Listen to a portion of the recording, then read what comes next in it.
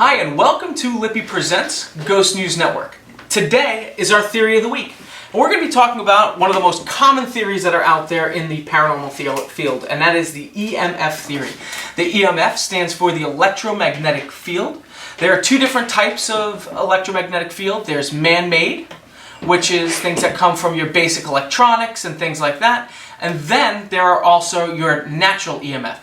Things that can be generated from, say, lightning storms or the magnetic core of the Earth. Whenever you are using the EMF theory, what you're looking for is two theories in particular.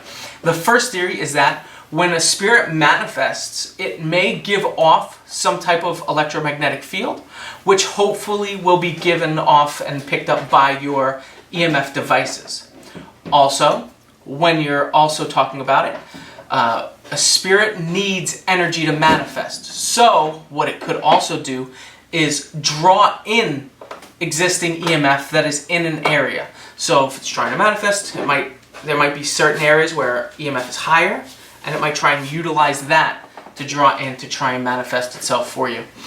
Those are the two main theories when we're dealing with EMF. Just as a note for you that are doing out and going out and investigating, and you're doing your house and business residences and you're walking around, it's very important to know your base readings.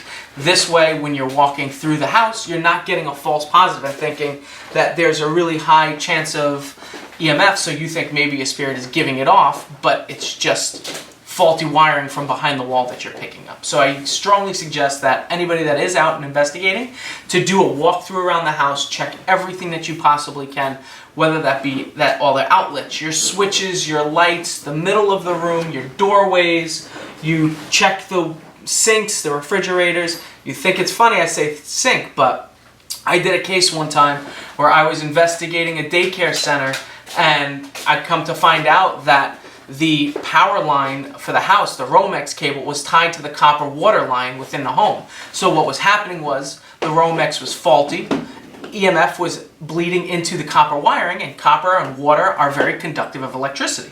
So I would go by the sink, and as I was doing my base readings, I started picking up a huge spike in EMF. Then I turned the water on just to see what was going on, to see if the sink was working properly, and all of a sudden the EMF jumps all the way up, even higher. So just be very aware and make sure that when you are investigating to just dot all your I's and cross all your T's, because the last thing you want is a false positive, and you don't want to just scare your clients into thinking something could be wrong.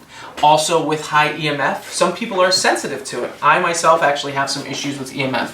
I start to get nauseous and get a little paranoia, and some people do suffer from that. So it's also worth noting that if people are having claims of, seeing spirits and things like that, when you do your walkthroughs and you check EMF, if you're getting high EMF, it's very possible that the client could very well be sensitive to EMF, and it could be giving you that false positive. So it's just really be aware of your surroundings, make sure you notice all the little things, write everything down, and this way you have something to back yourself up. That being said, when it does happen, it's very cool. It does happen on occasion.